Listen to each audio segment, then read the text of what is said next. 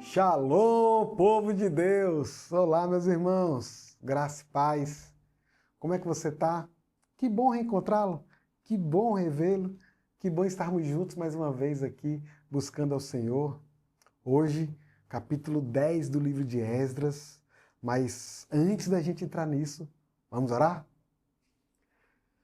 Senhor, obrigado, Pai, porque tem sido uma caminhada tão especial esse momento de pastoreio. Hoje, encerrando mais um livro, concluindo mais um livro do Antigo Testamento, esse livro de Esdras. Tantos estudos preciosos, tantas aplicações do Teu Espírito em nossas vidas. Ó Pai, continua aplicando Tua palavra aos nossos corações. Continua se revelando a nós, Pai, também agora neste momento. Em nome de Jesus. Amém. Meus irmãos, vamos louvar ao nosso Deus.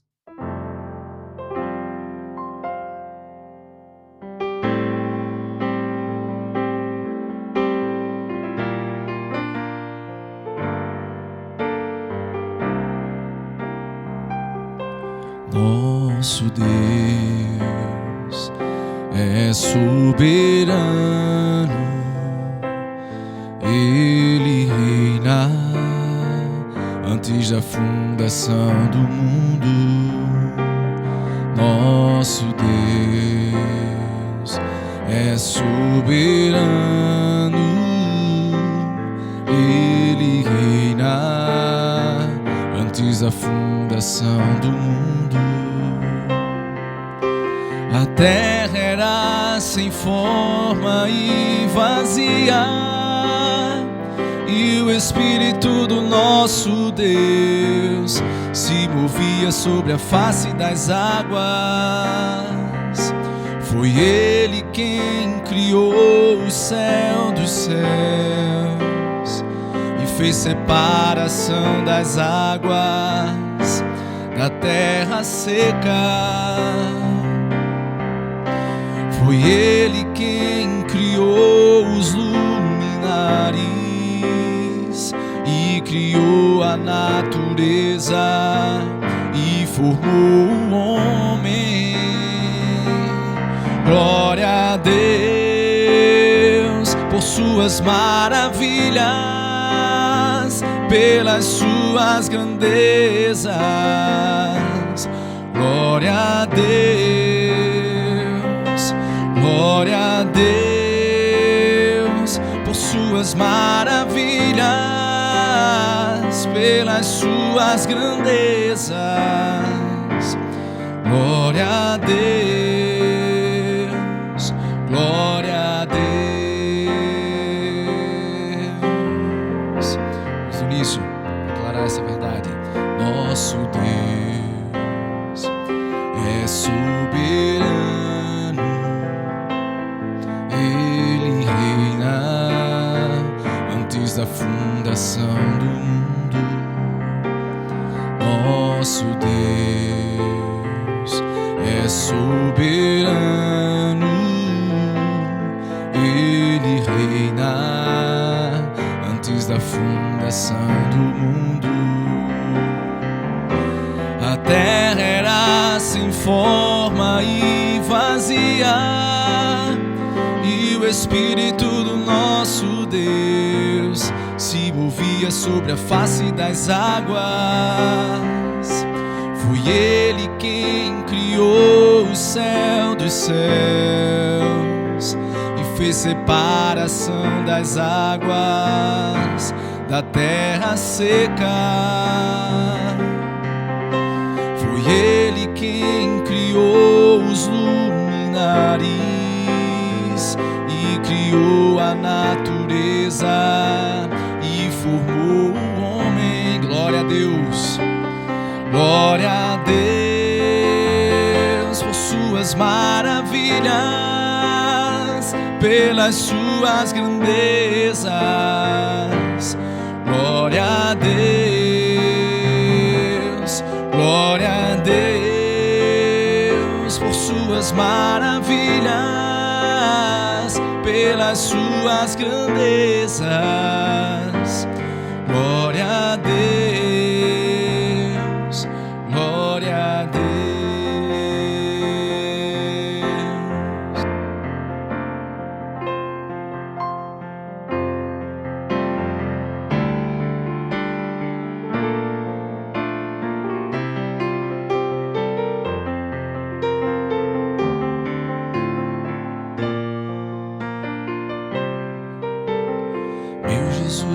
maravilhoso és, minha inspiração a prosseguir. Mesmo quando tudo não vai bem, eu continuo olhando para ti, pois sei que tu tens o melhor pra mim. Há um segredo no teu coração, oh, dá-me forças pra continuar, guardando a promessa em oração. Firme, ó Deus, está meu coração, firme nas promessas do Senhor. Eu continuo olhando para ti, e assim eu sei que posso prosseguir. E mesmo quando eu chorar, as minhas lágrimas serão para regar a minha fé e consolar meu coração.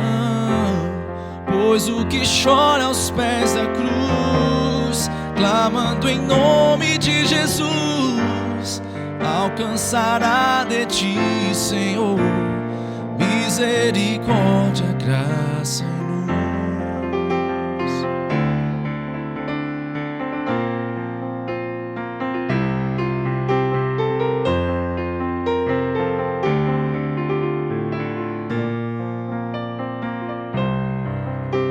Teu grande amor não cessa, eterno, não tem fim. Quão grande és tu, Senhor, quão grande és pra mim. Tua graça é o meu refúgio, descanso no teu poder. Maravilhoso és, maravilhoso és pra mim. Firme, ó Deus, está meu coração, firme nas promessas do Senhor. Eu continuo olhando para ti, e assim eu sei que posso prosseguir. E mesmo quando eu chorar, as minhas lágrimas serão para regar a minha fé e consolar meu coração. Pois o que chora aos pés da cruz, clamando em nome de Jesus, alcançará de ti, Senhor, misericórdia, graça e luz.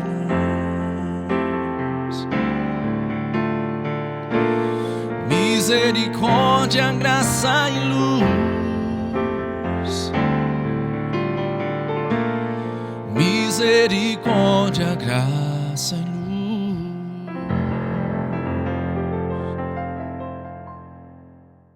Glória a Deus. Que lindos louvores. Glória a Deus.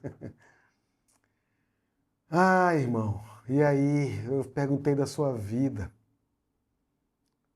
Mas eu quero falar assim. Tudo aquilo que você pensou, quando eu perguntei, as respostas que vieram na sua mente, no seu coração, coloca aí no chat para a gente orar. Se você falou assim, a vida tá boa, agradeça a Deus. Bota aí que a gente quer orar por isso, agradecendo ao Senhor, louvando a Ele. Mas se você falou, rapaz, tem umas coisinhas difíceis que eu estou vivendo, coloca aí também, que a gente vai orar por isso. Tá bom? Aqui os nossos motivos de oração costumeiros, né? Da nossa igreja, nós enquanto corpo, enquanto nação, enquanto vivemos aqui nesta vida. Senhor nosso Deus, ó Pai, Tu és um Deus maravilhoso, tremendo, inigualável, único e verdadeiro Deus, Pai. E como é bom a gente perceber como que lhe caem bem os louvores. Como que caem como uma roupa feita sob medida, porque só Tu és digno de todo louvor e toda adoração. Recebe, Pai, esses cânticos que nós cantamos agora. Mas recebe também a nossa oração. Recebe esse nosso tempo de meditação na Tua palavra. Ajuda-nos. Ajuda-nos a te perceber, a te conhecer, a entender o que Tu tens para falar a cada um de nós. Abençoa, Pai, a Tua igreja em todo o mundo. De uma forma especial, como eu sempre faço, te rogo pela Igreja Presbiteriana das Graças e cada uma das suas congregações, Pai. Abençoa lideranças, abençoa membros, abençoa pessoas que aqui trabalham, abençoa cada um de nós, Pai.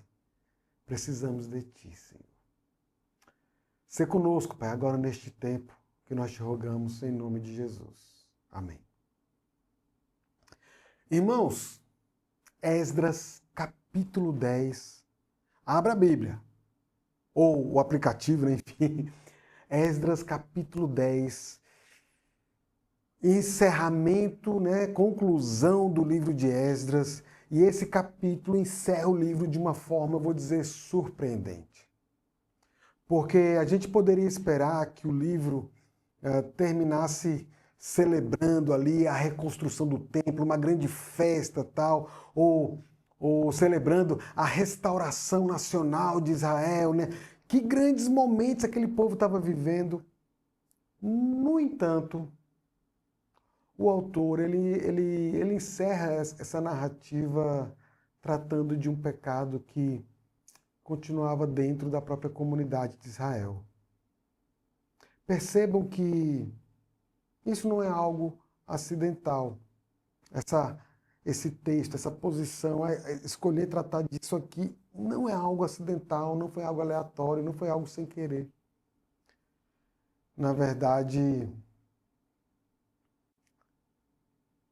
temos esse texto aqui, nos ensina que a verdadeira restauração nunca será simplesmente institucional. Na verdade, a restauração institucional, ela é decorrente do coração do povo. Então, a verdadeira restauração é aquela que acontece nos nossos corações.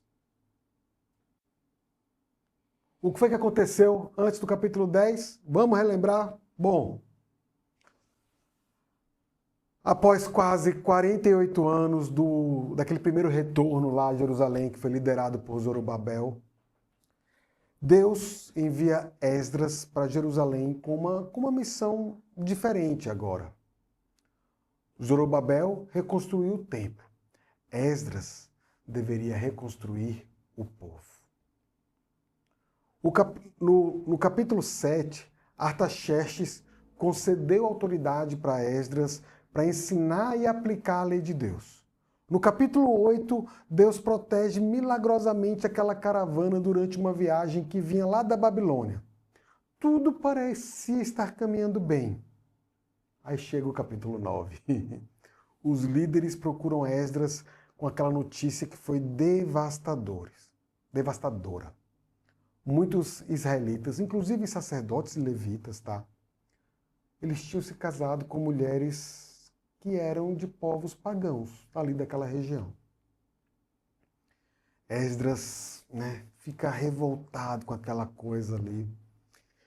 Tem uma reação impressionante. Ele rasga suas vestes, arranca seus cabelos, sua barba.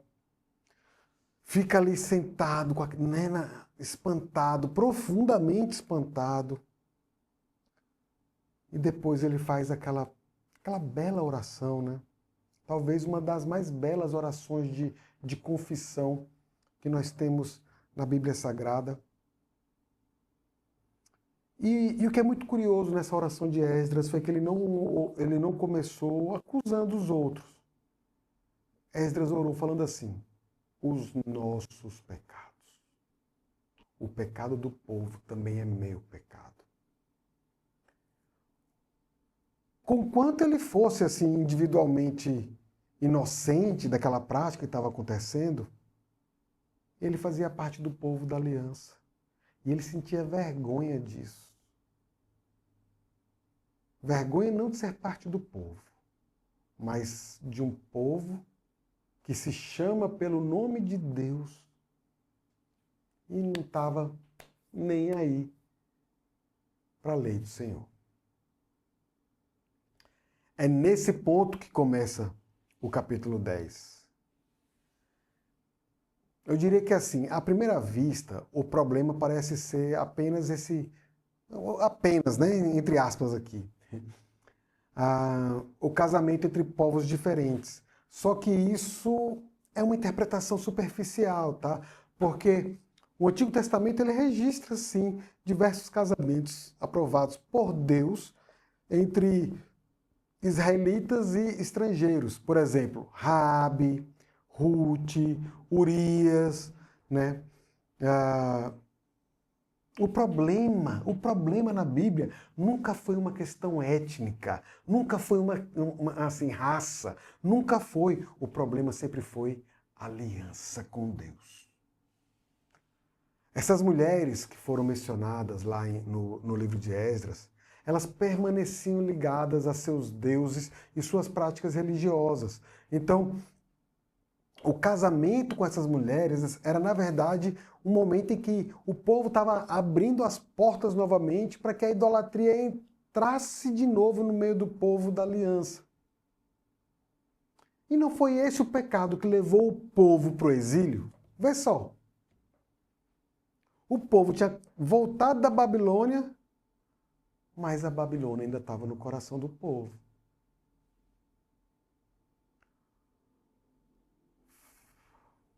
O tema central não é etnia, é fidelidade a Deus.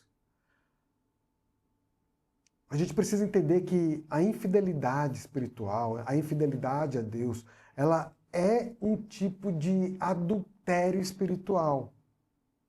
Porque a analogia talvez uma das analogias mais ricas que a Bíblia tem, é apresentar Deus como um marido fiel da sua esposa, que é a igreja. E antes da gente entrar no texto, eu queria falar de algo que percorre toda a Bíblia. Toda a Bíblia, toda a história da humanidade. Deus está formando para si um povo santo. Esse tema vai aparecer em Gênesis, quando Deus separa a luz das trevas, terra de águas, separa Abraão das demais nações, Israel de outros povos. É um tema que a gente vê em Levítico, quando Deus fala assim, sede santos porque eu sou santo. Então, Esdras 10 não está trazendo algo novo. Está mostrando algo que Deus faz e fez e tem feito, né, durante toda a história. Ele retoma um princípio presente desde o início da história da redenção. É que a santidade do povo só existe porque Deus é santo.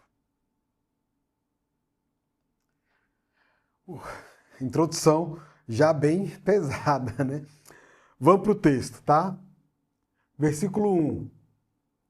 Enquanto Esdras orava e fazia confissão, chorando, prostrado diante da casa de Deus, ajuntou-se a ele, de Israel, muito grande congregação de homens, de mulheres e de crianças, pois o povo chorava com grande choro. Então Secanias, filho de Jeiel, um dos filhos de Elão, tomou a palavra e disse a Esdras: nós temos transgredido contra o nosso Deus, casando com mulheres estrangeiras, dos povos de outras terras. Mas, no tocante a isto, ainda há esperança para Israel. Agora, pois, façamos aliança com o nosso Deus, de que despediremos todas as mulheres e os seus filhos, segundo o conselho do Senhor, e o dos que tremem ao mandado do nosso Deus, e faça-se segundo a lei. Levanta-te, pois esta coisa é de tua incumbência, e nós seremos contigo. Sê forte e age. Então Esdras se levantou e juramentou os principais sacerdotes e levitas e todo Israel de que fariam segundo esta palavra, e eles juraram. Meus irmãos,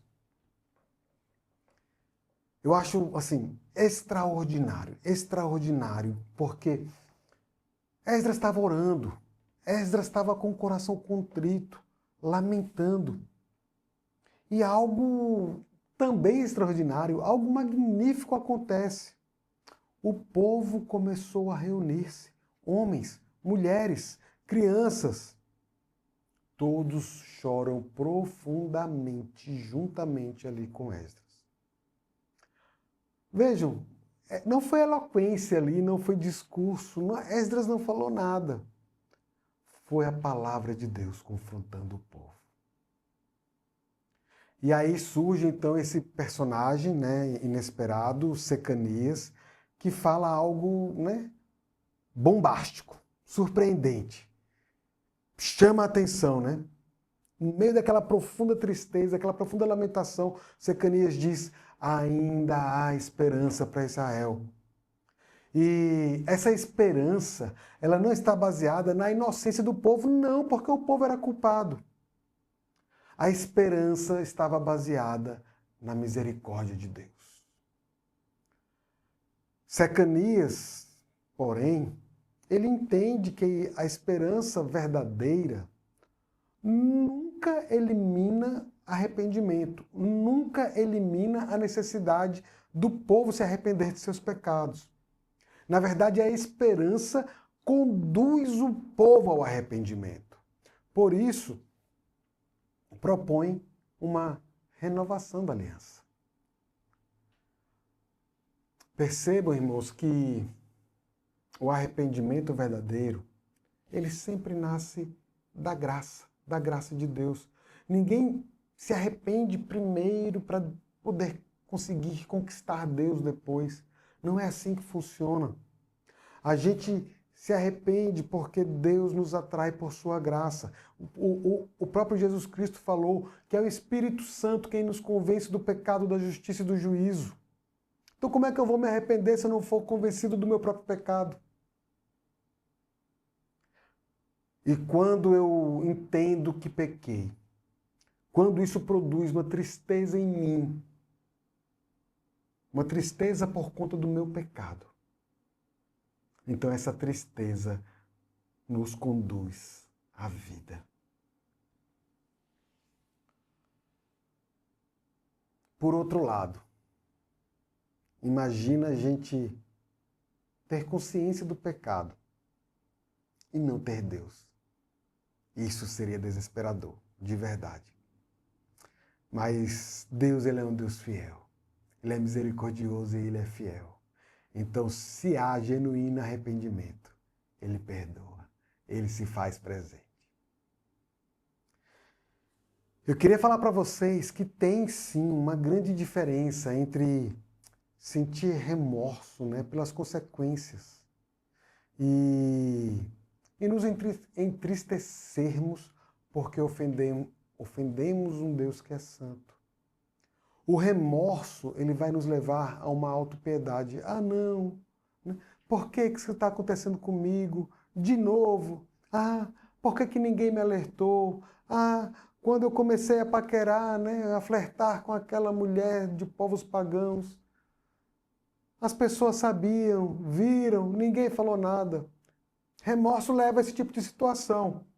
E isso, de verdade, não é bom. Mas quando nós nos entristecemos porque ofendemos um Deus que é santo, isso produz transformação em nossas vidas. Esse chamado ao arrependimento aqui no livro de Esdras prepara o caminho para a primeira mensagem pública de Jesus Cristo, que ele diz: arrependei-vos.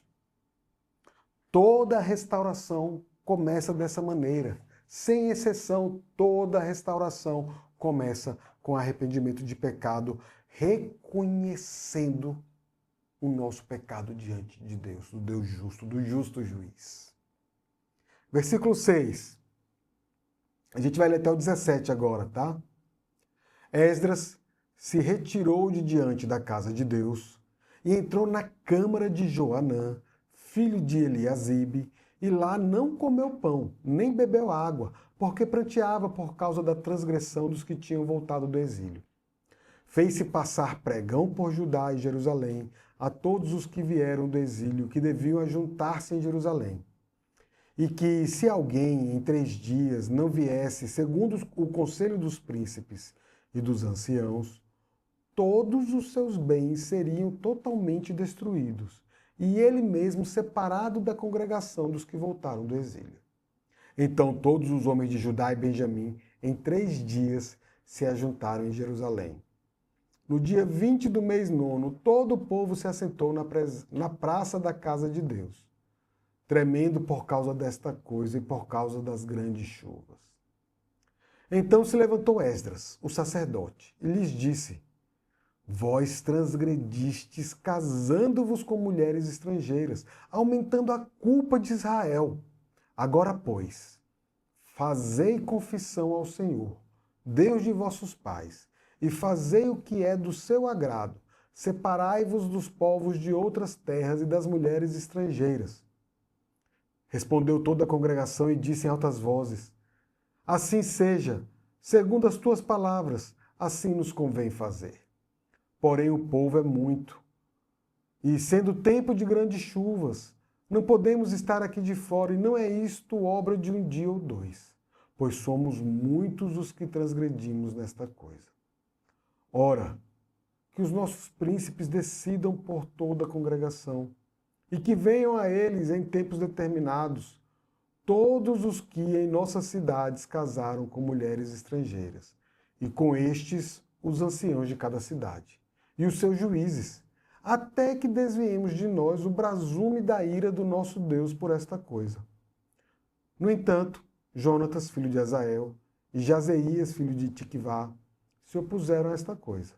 E Mesulão e Sabetai, levita, os apoiaram. Assim o fizeram os que voltaram do exílio. Então Esdras, o sacerdote, elegeu nominalmente os homens cabeças de famílias, segundo a casa de seus pais, que se assentaram no dia 1º do 10º mês, para inquirir nesta coisa.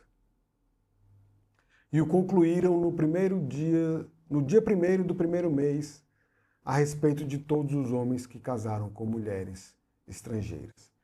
Então veja, irmãos, o povo foi lá, falou com Esdras, né, disse que havia esperança, Esdras se levantou, mas ele continuou jejuando. Continuou ali, né, rendendo e buscando a Deus. E só então ele convocou toda a comunidade. O texto tem uma marca climática muito forte, né? Era inverno ali, chovia intensamente. E milhares de pessoas estavam na praça, céu aberto ali.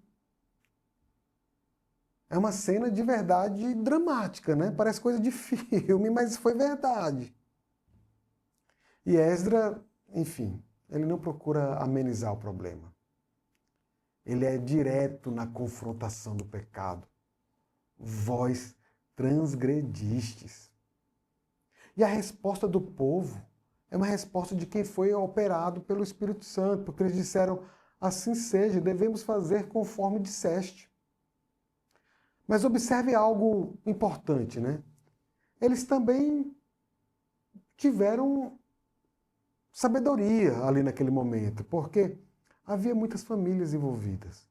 E cada caso demandaria uma análise muito cuidadosa. Então não poderia haver decisões precipitadas, sem falar na chuva.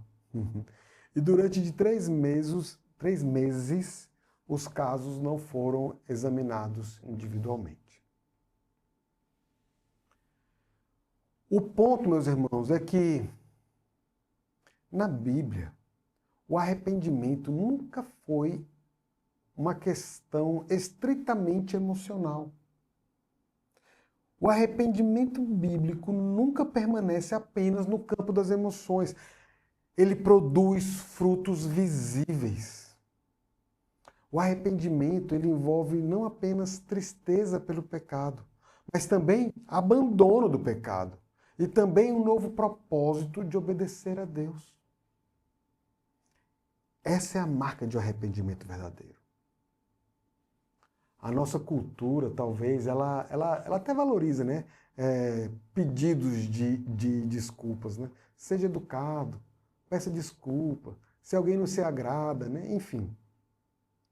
Mas o que a Bíblia valoriza mesmo não é pedir desculpa. O que a Bíblia valoriza é restauração. Quando possível, o arrependimento, ele procura restaurar ou reparar aquilo que o pecado destruiu. O arrependimento produz frutos genuínos e visíveis. Vejam o exemplo de Zaqueu, lá nos evangelhos, né? Como que a vida dele ilustra esse princípio. Porque depois que Zaqueu se encontra com Cristo, ele não apenas diz que mudou, ele fala, eu quero restituir aquilo que eu tomei indevidamente dos outros. E não só um por um, eu vou restituir mais. A graça e o arrependimento produzem frutos concretos. O texto que vem a seguir, ele vai apresentar uma lista de nomes muito grandes. Eu quero ler o primeiro e último versículo, tá? Que é o que abre a lista e o que fecha a lista. Versículo 18, depois a gente vai pular para o 44. Veja, versículo 18. Acharam-se dentre os filhos dos sacerdotes estes que casaram com mulheres estrangeiras. E aqui começa a lista. Ou seja, é uma lista dos filhos dos sacerdotes. Versículo 44. Todos estes haviam tomado mulheres estrangeiras, alguns dos quais tinham filhos destas mulheres. Eu diria que talvez essa passagem é o trecho mais difícil do capítulo. Porque uma lista de homens que haviam contraído esses casamentos com mulheres estrangeiras foi apresentada. O negócio foi apurado, foi avaliado e agora está sendo aqui relatado.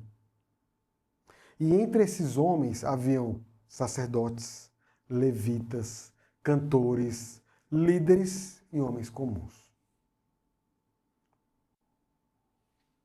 O pecado ele alcança todos. Ninguém é mais santo.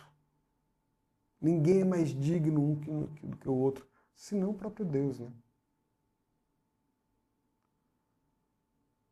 Talvez, assim, muitas pessoas nos nossos dias, ao lerem esse texto, ficariam ali incomodados, até mesmo consternados, né, com essas dissoluções dessas famílias. Mas a gente precisa ter um cuidado aqui, tá, para não julgar o texto apenas com, eu vou chamar assim, categorias contemporâneas. Porque o problema central aqui não é divórcio. O problema central é preservação da aliança.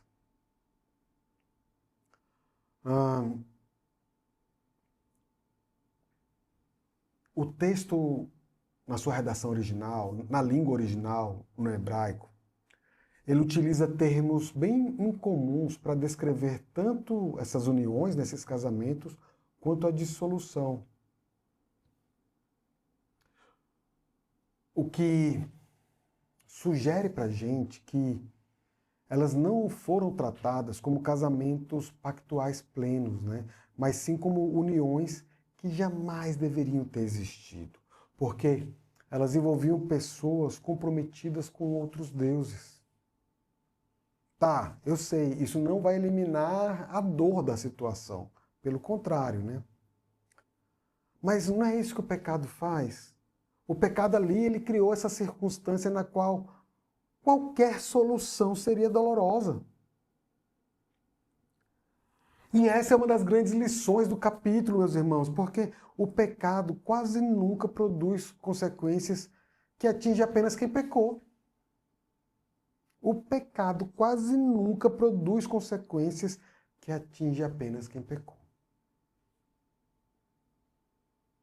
Em uma perspectiva bíblica, né, reformada, a graça de Deus ela perdoa completamente.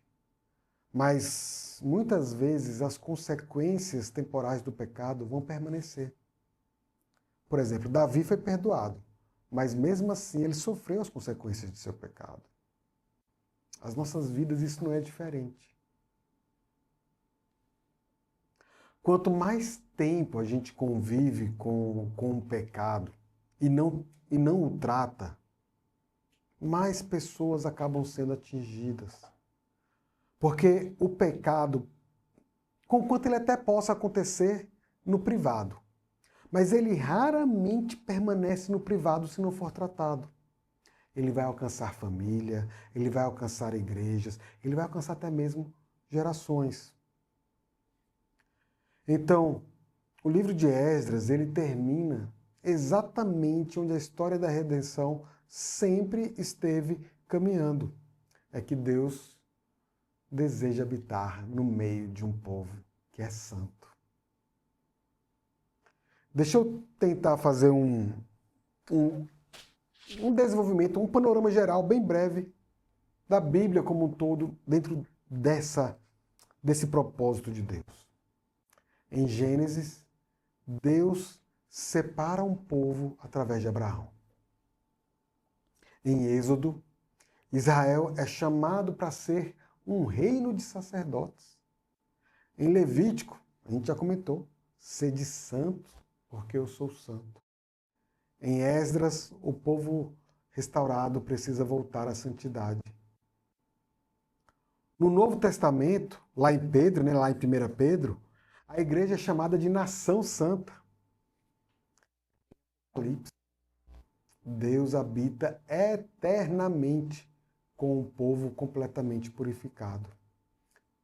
É por isso que Esdras 10 não é apenas uma história sobre casamentos. É um capítulo sobre o propósito eterno de Deus de formar um povo exclusivamente seu. Algo belíssimo. E Esdras termina de uma maneira, assim, intencionalmente incompleta. A gente não sabe, né, a continuação da história. A gente viu que o templo foi reconstruído, que a lei voltou a ser ensinada, que o pecado foi confrontado. Mas uma pergunta permanece ali. Quem vai produzir um povo verdadeiramente santo? Tá, Esdras consegue até corrigir ali alguns comportamentos, mas não consegue confrontar corações. E não é porque é Esdras, nenhum homem consegue confrontar corações. Essa tensão que termina aqui o livro, ela nos prepara para a nova aliança em Jesus Cristo. Séculos depois, Deus enviaria não apenas outro escriba, outro profeta, outro sacerdote. Deus enviaria seu filho. Enquanto Esdras convoca o povo para renovar a aliança, Jesus estabelece uma nova aliança em seu sangue. Enquanto Esdras combate a impureza externa da comunidade, Cristo purifica o coração do povo. Enquanto Esdras precisa separar pessoas para preservar a santidade da aliança, Cristo cria um novo povo composto de judeus e gentios reconciliados pela fé, unidos não por descendência, não por etnia, mas pela ação regeneradora do Espírito Santo. Assim, meus irmãos, a santidade em Cristo não é obtida por um isolamento étnico-racial, mas pela nova criação. Jesus é quem cumpre aquilo para o qual Esdras apenas apontava.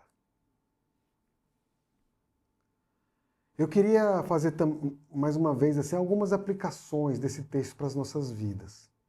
O primeiro é que o maior perigo espiritual raramente começa em grandes pecados. Na verdade, o maior perigo espiritual ele vai começar com concessões que parecem ser inofensivas, que a gente vai fazendo no nosso dia a dia. E esse negócio vai minando a nossa saúde espiritual. O fato é que, para as nossas famílias, as escolhas espirituais que a gente faz hoje moldam profundamente as próximas gerações. Porque os nossos filhos aprendem com nossas palavras, mas aprendem muito mais observando os nossos exemplos. Eu queria concluir dizendo que o livro de Esdras não termina com uma grande celebração, não. Não há festa, não há triunfo militar, não há coroação. O que há ali? Há lágrimas, há confissão de pecado, há arrependimento e há renovação da aliança. Essa conclusão revela para a gente uma verdade profunda, que o maior problema de Israel nunca foi a Babilônia, nunca foi a Pérsia, ou nenhum de seus outros inimigos externos, né? O maior problema de Israel sempre foi o seu próprio pecado. Mas, ao mesmo tempo, o livro aponta para uma esperança maior, né? Esdras mostra que reformas externas, sim, são necessárias, mas elas serão sempre insuficientes, porque somente Cristo pode realizar uma restauração definitiva que foi prometida lá pelos profetas, escrever a lei no nosso coração, conceder um novo espírito, formar um povo santo para a glória de Deus. É assim que o livro termina, olhando para frente. O escriba restaura a comunidade da aliança, mas o Messias, ele sim, é quem vai restaurar a própria natureza do seu povo. Para a gente encerrar, eu quero fazer uma única pergunta, meu irmão, minha irmã. Você tem tratado o seu pecado com a mesma seriedade que Deus trata?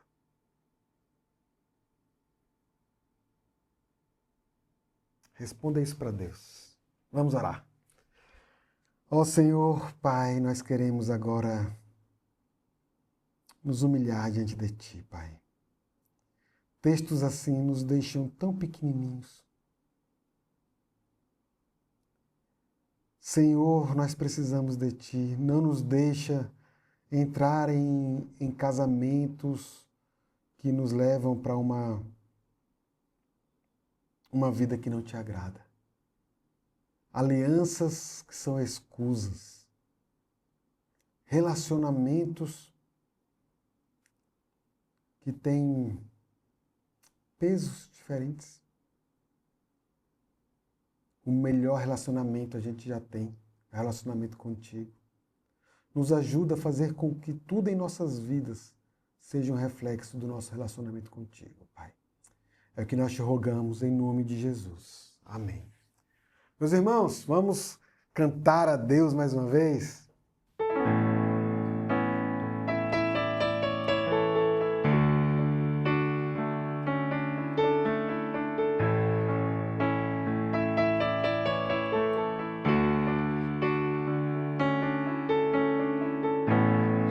Meu Jesus, Salvador, outro igual não há. Todos os dias quero louvar as maravilhas de teu amor.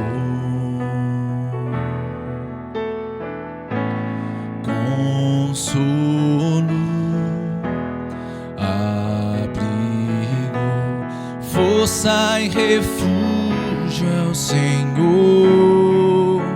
Com todo o meu ser, com tudo que sou, sempre te adorarei.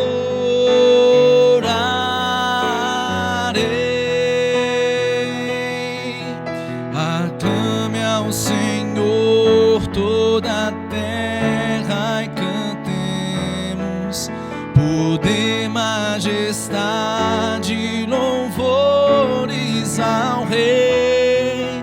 Montanhas se prostrem e rujam os mares ao som de teu nome.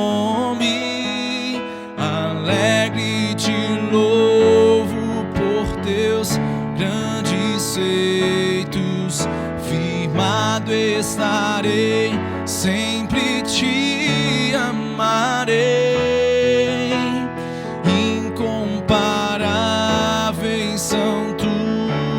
tuas promessas pra mim.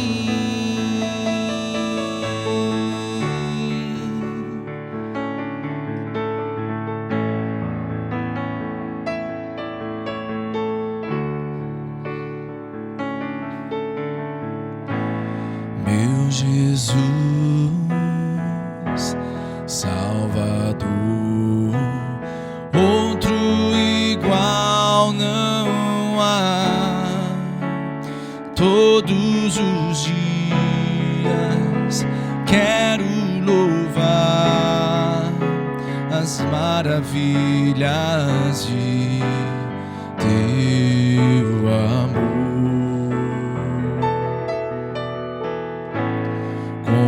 Consolo, abrigo, força e refúgio é o Senhor. Com todo o meu ser, com tudo que sou, sempre te adorarei.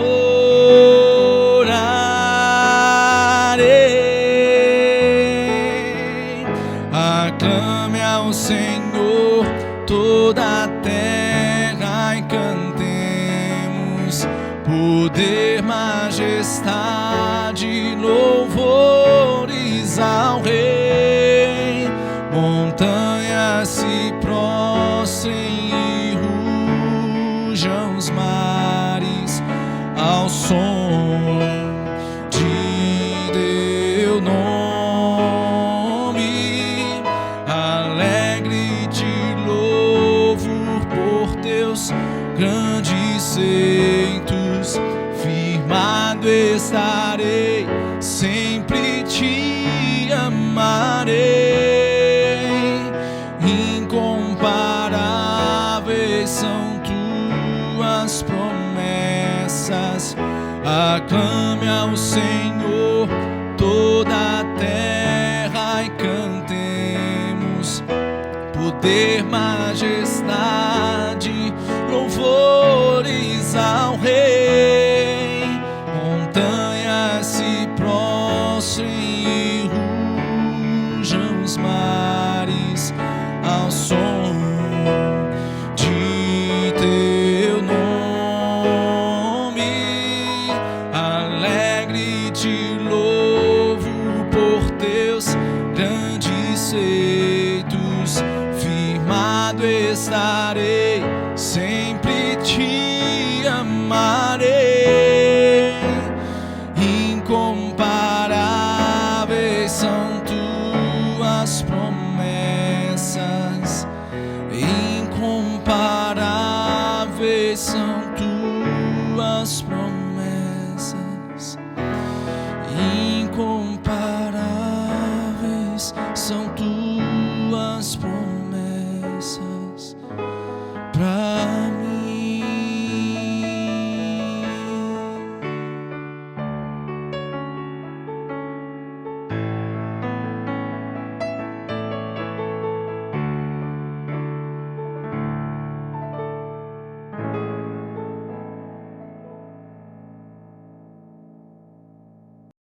Amém, meus irmãos. Que Deus nos abençoe. Até a próxima. Tchau, tchau.